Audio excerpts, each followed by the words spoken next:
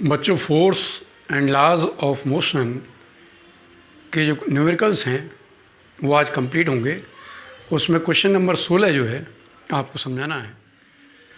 Question number 16 है, 10 ग्राम द्रव्यमान की एक गोली सीधी रेखा में 150 मीटर प्रति सेकंड के वेग से चलकर एक लकड़ी के गुटके से टकराती है और 0.03 सेकंड के बाद रुक जाती है। गोली लकड़ी को कितनी दूर तक भेदेगी और लकड़ी के गुटके द्वारा गोली पर लगाए गए बल का परिमाण ज्ञात कीजिए। तो प्रश्नानुसार गोली का द्रव्यमान 10 ग्राम है तो m बराबर हो गया 10 ग्राम। ग्राम को जब किलोग्राम में बदलेंगे तो 1000 से भाग करेंगे और जब भाग किया तो आ गया 10.01 किलोग्राम। फिर गोली का प्रारंभिक वेग जो u से दिखाते हैं वो है 150 मीटर प्रति सेकंड। चूँकि बाद में गोली रुक जाती है तो अंतिम वेग जिसे v से दिखाते हैं वो है 0। समय लेती है 10.03 सेकंड, तो t बराबर हो गया 10.03 सेकंड। अब हमें सबसे पहले जो है चली गई दूरी निकालनी है, कितनी दूर तक भेदेगी। तो उसके लिए जो है गति का पहले हम प्रथम समीकरण लगाएंगे, v बराबर u plus A T. v 0 है, u 150 है, a हमें निकालना है, t दे दिया 10.03। तो इससे a बराबर हमारे पास आ गया -5000 मीटर प्रति सेकंड स्क्वायर। माइनस इसलिए आया क्योंकि गोली रुक रही है, मंदन त्वरण आया, जिसे मंदन बोलेंगे हम, मंदन हमें प्राप्त हुआ। अब हमें निकालना है गोली लकड़ी को कितनी दूर तक भेदेगी, मतलब s निकालना है। तो गति का द्वितीय समीकरण हमने उपयोग किया, s बराबर U T plus half A T square. u 150 है, t 10.03 है, 1/2 रखा, a हमारे पास अभी ज्ञात किया माइनस का 5000 और ये हो गया 10.03 का स्क्वायर क्योंकि t स्क्वायर है। इसकी जब गुणा करी आ गया 4.5 और उसके बाद जब हल किया 4.5 में 2.25 घटाया तो आ गया 2.25 मीटर। मतलब इतनी दूर चल के वो गोली रुक जाएगी। बच्चों हमें निकालना है गोली पर लगाएगा बल का परिमाण। तो हम गति का द्वितीय नियम का उपयोग करेंगे, F बराबर ma। m हमारे पास 10.01 है और a हमारे पास -5000 है और इस तरीके से जब गुणा किया तो ये हो गया -50। चूँकि विपरीत दिशा में आ रहा मंदन त्वरण है, मंदन बल है ये, इस प्रकार से जो बल प्राप्त हुआ, जो बल का परिणाम ज्ञात करना था, वो हो गया 50 न्यूटन। बच्चों अगला क्वेश्चन है क्वेश्चन नंबर 18।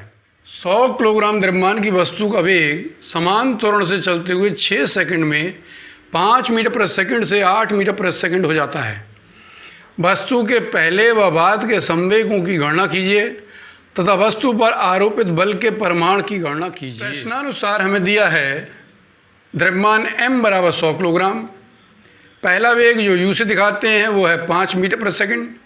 बाद का वेग जिसे हम v से दिखाते हैं वो है 8 मीटर प्रति सेकंड और समय जो हैगा वो t बराबर रहेगा 6 सेकंड। तो पहले संवेग में हम मान लेंगे p1 बराबर mu। m 100 है, u हमारे पास 5 है, इसकी गुणा करी तो आ गया 500 किलोग्राम मीटर प्रति सेकंड। दूसरा संवेग हमने माना p2, वो हो गया mv। m वही 100 है और v हैगा 8, तो ये हो गया 800 किलोग्राम मीटर प्रति सेकंड। बच्चों अब हमें वस्तु पर आरोपित बल के परिमाण की गणना करनी है। तो उसके लिए जो है सबसे पहले हम a निकालेंगे और उसमें गति का प्रथम समीकरण का उपयोग करेंगे, v बराबर u plus A T. v हमारे पास 8 है, u हमारे पास 5 है, a हमें निकालना है, t बराबर हमारे पास 6 है। 5 इधर जाकर घटेगा तो जो होगा 8 - 5 और 6 जाएगा भाग में, और इस तरीके से जब हम भाग देंगे तो आ जाएगा 10.5 मीटर प्रति सेकंड स्क्वायर। अब गति के द्वितीय नियम से F बराबर ma का उपयोग करेंगे। F की जगह F रखा, m बराबर 100 है, a अभी हमने निकाला 10.5 और जब हम इसकी गुणा करेंगे तो आ जाएगा 50 न्यूटन। नंबर 20 देखिए क्या है। एक 50 ग्राम द्रव्यमान की गोली 4 किलोग्राम की राइफल से 35 मीटर प्रति सेकंड के वेग से छोड़ी जाती है। राइफल के प्रारंभिक प्रतिक्षेपित वेग की गणना कीजिए। बच्चों इस क्वेश्चन को सॉल्व करने के लिए हमें क्रिया प्रतिक्रिया अर्थात तीसरे नियम का उपयोग करना पड़ेगा और वो क्या है उसे समझना है। बच्चों इसमें जो संवेग हैगा वो गोली छूटने के बाद और गोली छूटने से पहले हमें ज्ञात करना होगा, बंदूक का भी और गोली का भी। तो गोली छूटने के बाद जो संवेग हैगा संवेग का आपको सूत्र मालूम है, P बराबर m/v। यहाँ पे सबसे पहले बंदूक का हम निकालेंगे, तो बंदूक का द्रव्यमान 4 है और बंदूक का वेग हमें नहीं मालूम, वो भी मान लिया, क्योंकि राइफल का वेग मान लिया हमने b, तो 4 गुणा b, और गोली का द्रव्यमान 50 है, उसे किलोग्राम में बदला तो 50/1000, और गोली का जो वेग दे रखा है वो 35 मीटर प्रति सेकंड। अब चूंकि गोली छूटने से पहले दोनों स्थिर अवस्था में थे, अतः उनका संवेग जो है वो शून्य हो जाएगा, क्योंकि गोली और जो बंदूक है वो दोनों ही जो हैं, राइफल जो है वो दोनों ही स्थिर हैं, तो वो कुल संवेग 0 हो गया। इस तरीके से हमें जो v का मान प्राप्त हुआ वो हो गया -1.7/4, माइनस का 0.44, माइनस ये दर्शाता है कि विपरीत दिशा में जो है राइफल गति करेगी 0.44 मीटर प्रति सेकंड के वेग से। बच्चों ध्यान से समझते हुए इन्हें नोट कीजिए नोटबुक में और इनका अभ्यास कीजिए।